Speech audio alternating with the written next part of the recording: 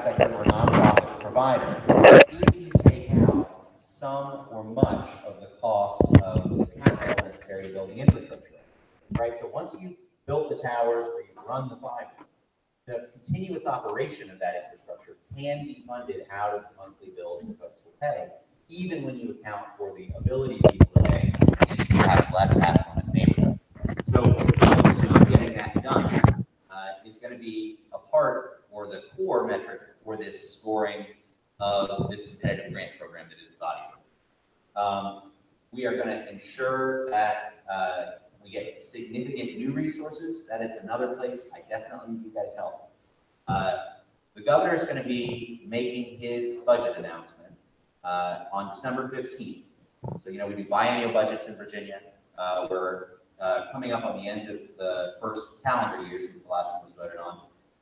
And the governor is going to make his amendments. So in the years in which we're not doing a new budget, the governor comes out and says, here's what I'd like to change about the budget we've done. Those amendments will include a significant increase in spending for rural broadband connectivity. If legislators do not hear from their constituents that this is a core equity issue on which they need to vote, they will not do it. They respond to communications from their constituents. It's the primary thing that they respond to. And I've been in these offices when legislators have gone through their constituent communications. I'm telling you, 5 phone calls is a big deal. 10 handwritten letters is a big deal. If a tenth of the parents you guys interact with were to communicate with their legislators, that would be a big deal. That would move the needle very significantly. In addition to the body program, there are a number of other state agencies that are seriously engaged in this. I want to in particular call out the Department of Transportation. They have been tremendously helpful throughout all of this. And they own land all over the Commonwealth, which it turns out is really helpful when you're trying to run cable and site towers. The Center for Innovative Technology, which is up in Northern Virginia, is a core planning assistance agency. The Broadband Advisory Council is an organization of legislators chaired by a legislator from outside of Lynchburg, Kathy Byron, that is very focused on getting educated on these issues and being a resource to their colleagues in the General Assembly. But then, of course, we're touching every part of government. This is the top gubernatorial priority. Public safety is in the mix. Healthcare is in the mix. Of course, the Department of Education is in the mix. This is an across the board, all hands effort. Additionally, our federal partners are Legion. That is a double-edged sword. Every single one of those programs up there, and about another 15 exist. They all have different guidelines, different requirements, different schedules, different decision-making rubrics, and that is maybe not the best way to get this done. We are going to cobble together everything that we can do to get maximum leverage. We don't want to waste an opportunity to pull down a single federal dollar. At the same time, the federal government, for all that it has all these programs, is letting us down. Twice in this country, we have made a decision that full participation in American life required access to a particular technology. Once it was telephones, once it was electricity. And the federal government did what was necessary to roll those things out to citizens all over the country. No similar effort has come out of our federal leadership as regards broadband. And I'm telling you, it hurts. South Korea is wired. Japan is wired. Most of Western Europe is wired. Eastern Europe is getting wired. We are losing this competition because of serious inaction on the part of our federal leadership. That is not a partisan issue. That is simply the case. We are going to do everything we can here in Virginia. And within 10 years, I think we're going to have everybody connected. But it is shameful that it has not come from the federal government, and we ought to demand better from our leaders. As I said before, local partnerships are a really key part of this. We're going to need local governments to engage in planning efforts. As leaders in technology, articulating the value of making that planning effort a robust one when you go back to your communities is important. Local governments or planning district commissions undergo what's called comprehensive planning. That's every couple of years. We're going to ask folks to do an addendum to their comp plan if they're not doing one right now. Please be vocal in your communities. go to your planner, go to your city or county planner, go to your board of supervisors or your city council and say, we need to get serious about this. We need to have a robust plan that will enable our state level partners to come in and help us get this done. In December, sometime after the governor releases his budget amendments, but prior to the holiday, we will be releasing the statewide deployment plan. This will be the first iteration of this plan. It has been my experience that plans are basically only as good as the first day of implementation, and then they need to change. This will undergo many iterations, probably updated every 6 or 7 months. But the reality is this plan will include some really valuable tools, both for local leaders, for state leaders, and for people who want to be civically engaged as citizens, which is who I hope I'm looking at here in this room. It will lay out the groundwork for a transition to functionally every Virginian being able to get online in a real fashion, in a way that allows them to really fully engage with their kids, with their homework, with research, with their adults, with their business, with their friends, with our society. Finally, and I'm going to keep pounding this because I need you guys to really hear it. Please reach out to your legislators. There is no way to do this without them. They need to have political will. We know how to get everybody connected. We know how. There is no unsolved policy or technical question. There is only a question of political will. They will get that political will when they are encouraged by hearing from leaders like you guys. There is no way I can, they're used to me yelling at them. That's not going to get it, right? That's old hat. It's got to be y'all. These ultimately are going to be the decision makers. We know what the governor's doing. We know the governor's doing. I know you guys know. Got to persuade them. Finally, this is my contact info. Take it down. Do not hesitate to. That's my personal cell phone there. Don't mind anybody giving me a call. If I can't answer, I can't answer, but I'll certainly call you back. That Courtney Dozier there is the deputy on this effort. She's the chief deputy at DHCD and the deputy broadband advisor. She's also happy to hear from you. Please do not hesitate to reach out to us. We want to help you solve problems. If you have questions about where your local government is, let us know. If you have questions about the planning process, let us know. If you have questions about whether or not there's a deadline coming up that your community should be aware of, reach out. We'll let you know. Otherwise, I'm really excited to be here. Looking forward to my session a little later. Thank you, and all your listeners. Thank you so much for doing that. So thank you, Evan, and I think Misty can certainly be helping. As he was talking, I was glancing over at our advocacy chair, Rod Carnell, yay, Rod. And this is certainly an area that we can be very helpful with as well. So thanks again, Evan. So now it's going to be my turn for a little while. I've been passing it off to other people. Slide. So there's a couple of handouts on the back table, and this is my testament to being sort of a frugal human being. As I got the handouts here, I thought maybe I should have done them in color, maybe I should have put them in folders and all that sort of thing. And my colleague said, you're being a good steward of money. So yes, they are black and white. They don't look very exciting, but they do have some exciting information on them. The first one is just a general information about some of the things VSTE is doing. For folks who were here yesterday, you did hear this, but the annual conference is December 2nd, 3rd, and 4th at the Virginia Beach Convention Center. It's our big hoo-ha, so 1,200 people or so, big exhibit hall, lots of exciting things going on. Please consider registering. We did send out proposal acceptances last Friday, so if you could put in a proposal, you should have probably heard one way or the other. If you haven't, you should come talk to me. Of course, I'm the weak link, but I'll pass you along to the people who know what's going on. We have some great keynotes this year. Sarah Thomas is from Prince George's County, Maryland. She's the technology director there. Sunday Spotlight, we're trying to feature Virginia educators, so I'm very excited to welcome Jennifer Orr from Fairfax County. She works at a Title I school up there. She's a prolific blogger, and I think she's just going to bring a terrific message to us. Two other things on here are fairly new programs to VSTE. We are the Joy Labs partner in the state. They make the Makey Makeys, the little keyboard controllers, and we do professional development development for them. It's, as someone who, now I'm illustrating age, I did my first ed tech professional development in 1988.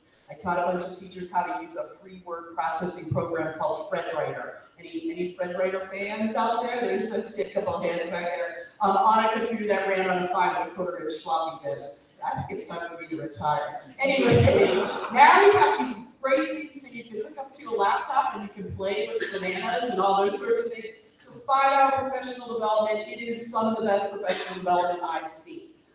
We can bring that to your school division, do a group. We have trainers throughout the state. One of the perks of the training is that at the end of the day, everyone leaves with a maybe, and it costs about 20% or 40% of the cost. It's $20 versus $50 if you go out to buy them. So it's, they learn a lot, they get to learn how to do it, but then they also have that opportunity to create and explore with it as well, and it's just really great training. So see if you're interested. And then we're also offering the Teach Wonder professional development courses. For $125, you buy a Dash robot, that's already a discount, and then there's a 12-hour online course that goes along with it. For middle schoolers, it's the Q robot, they're a little more expensive, so it's $150. We have coupon codes for those, there's more information on the website. So if you haven't grabbed a flyer, go ahead and do that. The second piece I want to talk about today is the Student Data Privacy Consortium, and there is a handout about this, and I suspect for this group, this is going to be of real interest to you. The Department of Education has paid for everyone to belong to the Student Data Privacy Consortium, and I just want to bring the website up. I'm not going to go much further, but we do belong. So when you go to that homepage URL and you scroll down, there is a Virginia Student Privacy Alliance. What the Student Data Privacy Consortium is all about is helping school divisions with their negotiations with vendors. Often a vendor will come to you, I suspect, with a contract, hoping that you don't actually maybe turn the page, just sign off at the bottom. The fact of the matter is, at least in my understanding, you have some ability to negotiate with those folks, particularly around student data privacy. And so the consortium is working to, oh, you're seeing my slide, not mine. I could be teaching Romeo and Juliet somewhere right now. Did I say that out loud? So this is the site, and then I just clicked on the Virginia Alliance. What we're doing here is collecting sample contracts that school divisions have negotiated with a variety of vendors. They have a database available of all the vendors. California has really taken the lead on this in terms of developing statewide contracts with the contract language in it. Chesterfield, I know Brian's here today. If you go to the DOE's website, Chesterfield has kindly shared their sample contract language with the various vendors that they've dealt with. That's shared up here. I know Lewis McDonald from Fauquier County, I think Lewis has shared some of his contract language. The goal is to have this united voice so that when a vendor comes to you, you can say, well, I know that in the next county over, this is what the contract looked like. This is what I would like my contract to look like. At this point, I had messaged them late in the week last week when I discovered I was doing this presentation.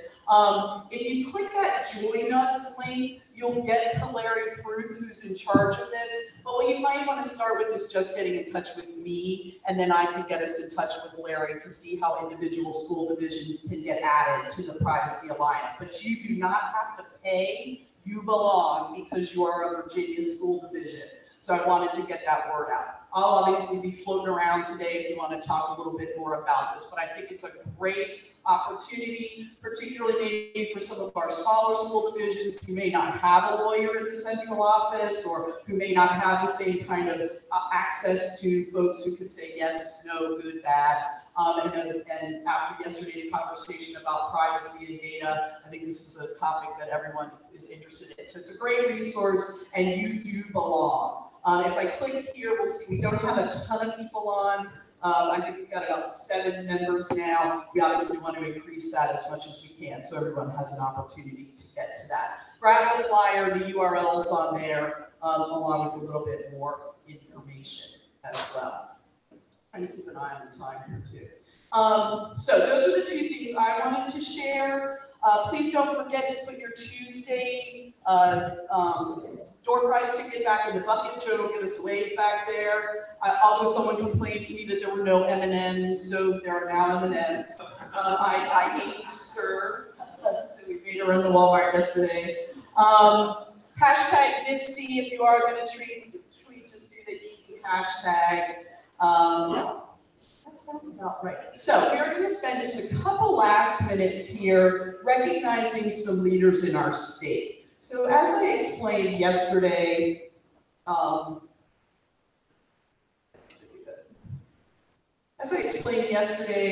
VSTE is part of the Consortium for School Networking, or COSN. Every year, COSN gives a variety of national awards. Because we're the state chapter and COSN has enough state chapters now, in order for a school division or an individual to be recognized potentially at the state, at the national level, they need to come through the state. And so we sent out some word, we worked with our board of directors, and we have several award winners that we would like to recognize this morning.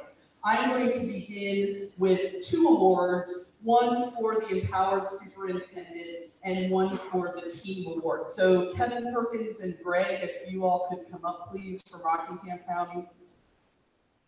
So I've had the pleasure of working with Rockingham County since O.B. Hostetter got a smart board donated to William & Mary probably 15 years ago or something. These guys are doing amazing work there. They have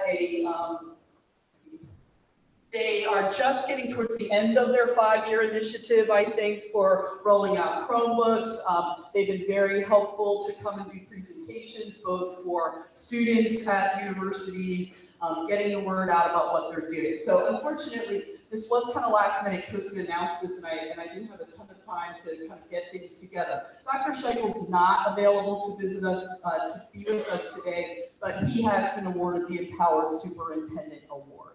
So can we give him a little applause?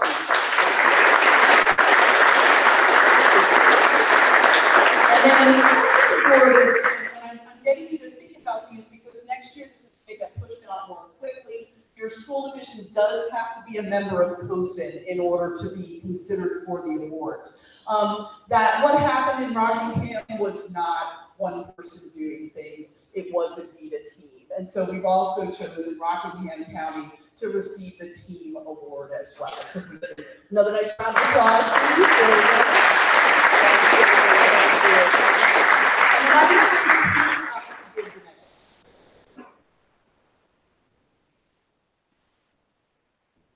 think I started as a music teacher, and way back when I was doing a professional development session on adaptive special education music. And this lady said, hey, you seem to have a knack for teaching teachers. And my entire life changed. My awareness of what needed to happen in education changed. My career trajectory changed. And I can safely say that the number of people I've spoken to over the years who have found that this leader has changed their life for the better as well are legion. It is an extraordinary honor for me to be able to present this year's VSTE COSN CTO Award to one of the most important educational technology leaders in the country, who is one of the architects of ensuring that every Virginia school has an instructional technology resource teacher, a phenomenal advocate for children, a phenomenal advocate for teachers, Dr. Jen Strank.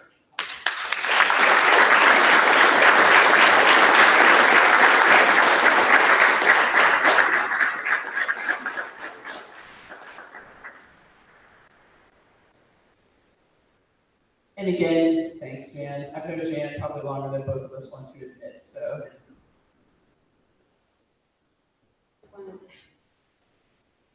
I just wanted to say, when Karen was doing the word processing, I was doing office marks, so it takes a while. We all have those stories. Maybe we'll do that as a session next time. We're just about heading into our last session, or our first session for this morning. We'll be back here at lunch. But before you leave, here's my takeaway from the last day and a half. Tell your story.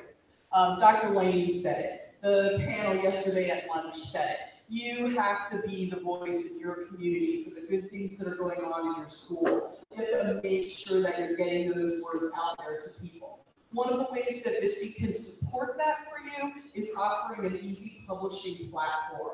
Over the last year, we've restructured our website. We've made it much more responsive. We've had board members doing blogging. We've had our sponsors doing blogging.